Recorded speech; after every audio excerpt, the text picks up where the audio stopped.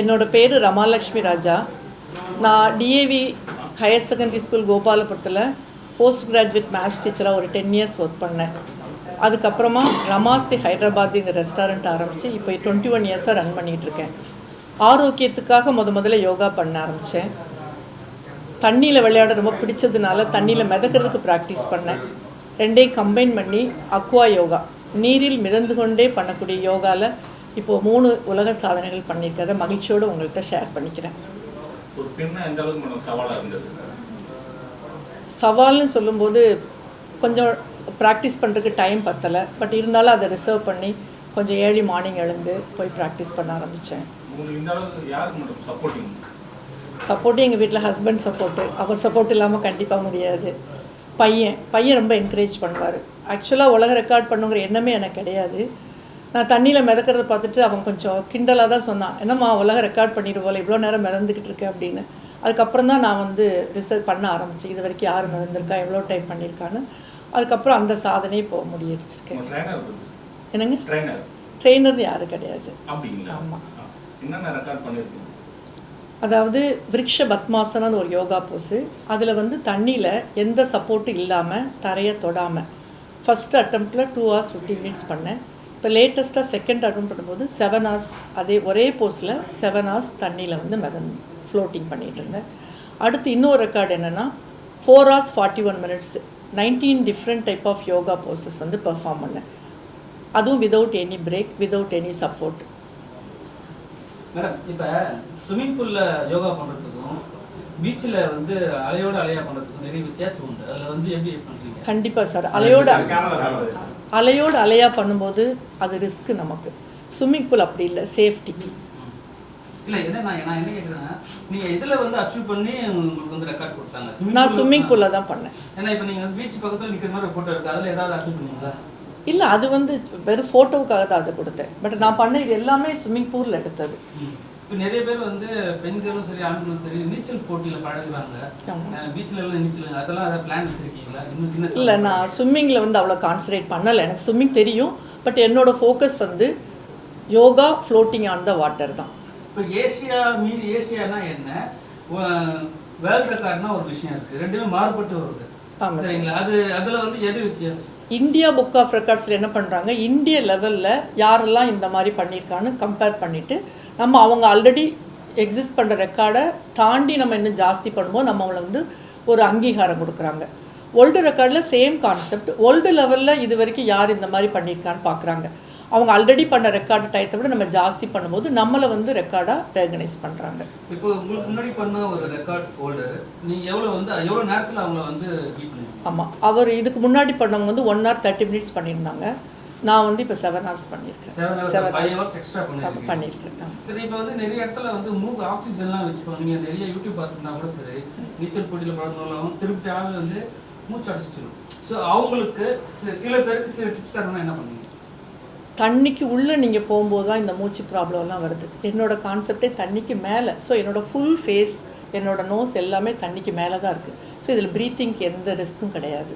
தண்ணியில் தற்காலி வீரர்களுக்கு என்ன சொல்லுவாங்க?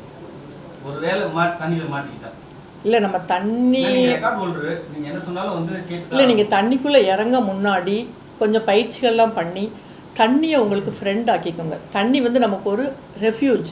ஸோ தண்ணியில் மிதக்கிறதுக்குள்ள ஐடியா இல்லை தண்ணியில் ஸ்விம்மிங் பண்ணுறதோ எந்த டேலண்ட் இருக்கோ அதை நல்ல முறையில் படித்த பிறகு நீங்கள் இறங்குங்க.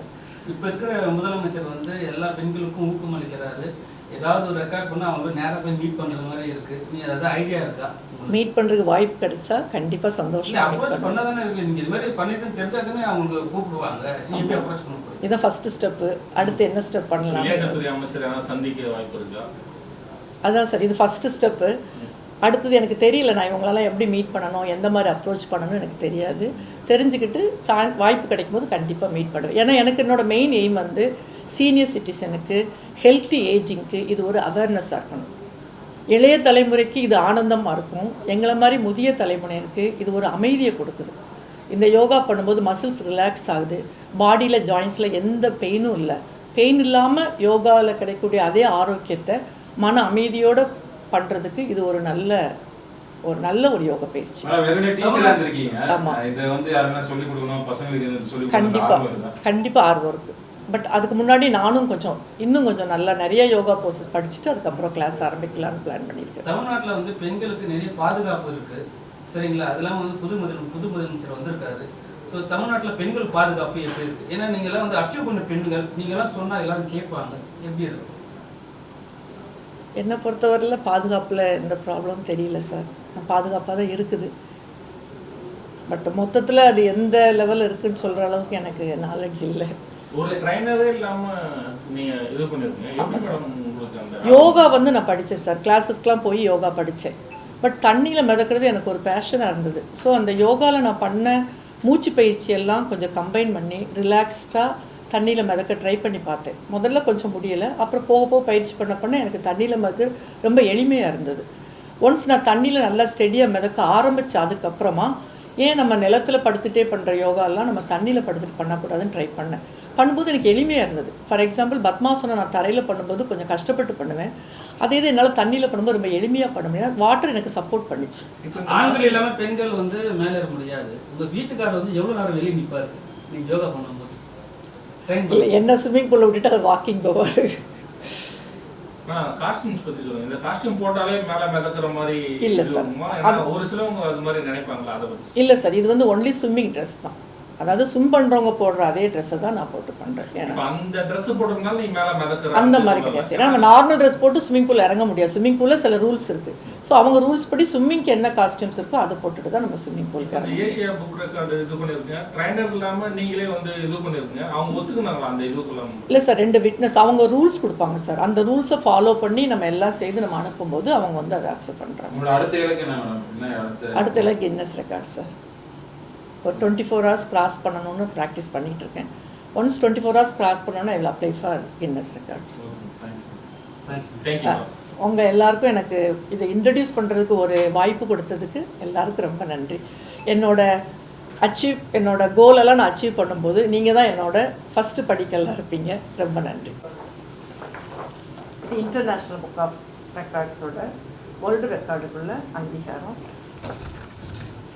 இது நம்ம இந்தியா புக் ஆஃப் ரெக்கார்ட்ஸோட அங்கீகாரம். அதே India book of records 4 hours 41 minutes different yoga poses. First பண்ணது ஒரே போஸில் லாங் டைம், செகண்ட் பண்ணது 4 hours 41 minutes different type of yoga poses. இது இப்போ ரீசெண்டாக நம்ம June 21 அன்னைக்கு TR Move வித் ஆயுஷ் ஆர்கனைசேஷனோட சேர்ந்து இன்டர்நேஷ்னல் யோகா சாம்பியன்ஷிப் கண்டக்ட் பண்ணாங்க. அதில் நான் வந்து 21 minutes 21 யோகா போசஸ் கண்டக்ட் பண்ணியிருந்தேன். அதுக்கு எனக்கு ஸ்பெஷல் கேட்டகரியில் கோல்டு மெடல் கொடுத்தாங்க. இது இன்னொரு record, international book of records.